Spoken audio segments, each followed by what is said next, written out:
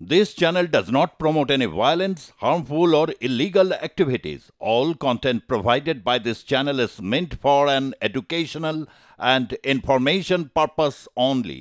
এই মুহূর্তে প্রতিরক্ষা বিশেষজ্ঞ আর কে শ্রীবাস্তব রয়েছেন আমাদের সঙ্গে টেলিফোন লাইনে। মিস্টার শ্রীবাস্তব, সার্জিস আলম তিনি বলছেন যে তার একটা আকাঙ্ক্ষা, মোহাম্মদ ইউনূস 5 বছরের জন্য বাংলাদেশের নির্বাচিত সরকার হিসাবে তিনি নির্বাচিত হন। এতে লাভ টাকার এনসিপির লাভ, মোহাম্মদ ইউনূসের লাভ, নাকি বাংলাদেশের লাভ, নাকি কারোরই লাভ নয়? বাহ, বহুত সুন্দর আপনি প্রশ্নটা করেছেন। কার লাভ? প্রফেসর ইউনূসকে নিয়ে এসে কার লাভ আছে, এটা আপনি খুব সুন্দর প্রশ্নটা করেছেন। নাম্বার 1। নাম্বার 2, এই খেলাটা তো এখন শুরু হলো, রাইট? প্রফেসর ইউনূস এই তো গতকাল রাত্রিতে চায়না থেকে এসছেন, উনি তো ওখানে অফিসিয়াল ভিজিট বলছেন, আমি অফিসিয়াল ভিজিটে ছিলাম। আপনি একটু ওনাদের জয়েন্ট প্রেস রিলিজ দেখুন, আর শেখ হাসিনা বাজেদের 11 জুলাই 2024 আপনি প্রেস রিলিজ দেখুন, আপনি বুঝতে পারবেন উনি এখানে চায়নাতে গিয়েছিলেন প্রফেসর ইউনূস একটা এনজিও ইনভিটেশনে। বেয়াও যেটা ইনস্টিটিউট আছে ওটা আপনার ডাভোস অফ আমেরিকা অফ এশিয়া বলা হয়, 28টা কান্ট্রি আছে। তিনি তো কোনো অফিসিয়াল ভিজিটে ছিলেন না, কিন্তু অফিসিয়াল বানালেন। তিনি সবাইকে, বাংলাদেশের মানুষকে মূর্খ বানালেন যে আমাকে চায়না ডেকেছে, আমি সি জিনপিং এর সঙ্গে আছি। আরে বাবা, তুমি এখন একটা নোবেল লরিয়েট আছো, তো নোবেল লরিয়েট যদি কান্ট্রিতে যায় তাহলে আপনাকে ডাকবে। উনি বুঝতে পেরেছেন, ক্রমশ উনি বুঝতে পেরেছেন বিশ্বে ওনার উপরে অনেকগুলো চাপ আছে।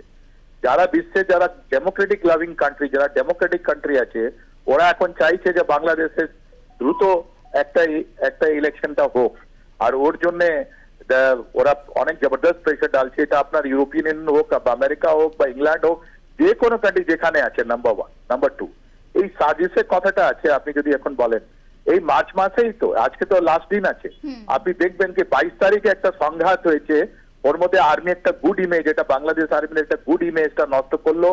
এই যে হাসনাত আব্দুল্লাহ একটা পোস্ট করলো, তার আগেনস্টে একটা সাজেস্ট করলো, একটা তৃতীয় পোস্ট বেরোলো এক স্যান্ডেলে যে তোমরা এসব করছো কি, ওপেনলি করছো কি। ওরা উনি জিজ্ঞেস করতে গেছিলেন যে আপনি কাকে ফেব্রুয়ারি মাসে যে আপনি একটা বক্তৃতা দিলেন কার জন্য, ওরা আর্মি চিফকে কথা বলছে।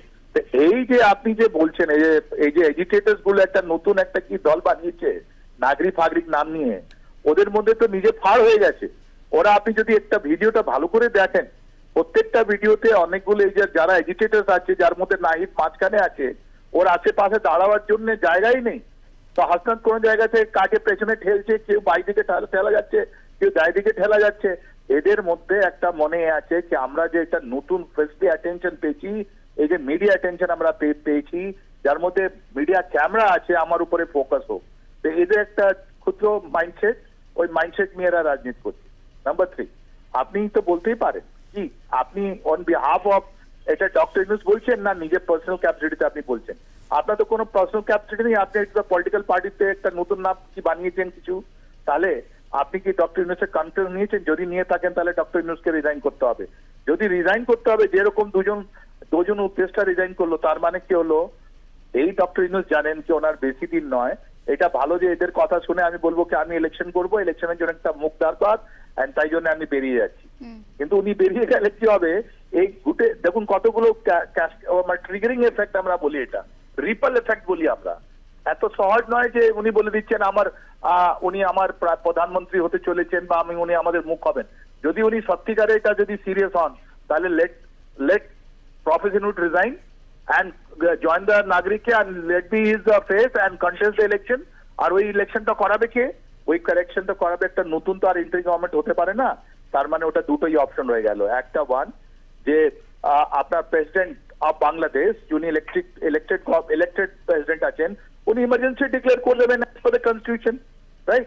আর ওনার সুপারভিশনে একটা আর এই যে ইলেকশন কমিশন আছে, একটা ইলেকটোরাল রোল আছে, ওইটা নিয়ে ইলেকশন হবে। That is the strongest possibility.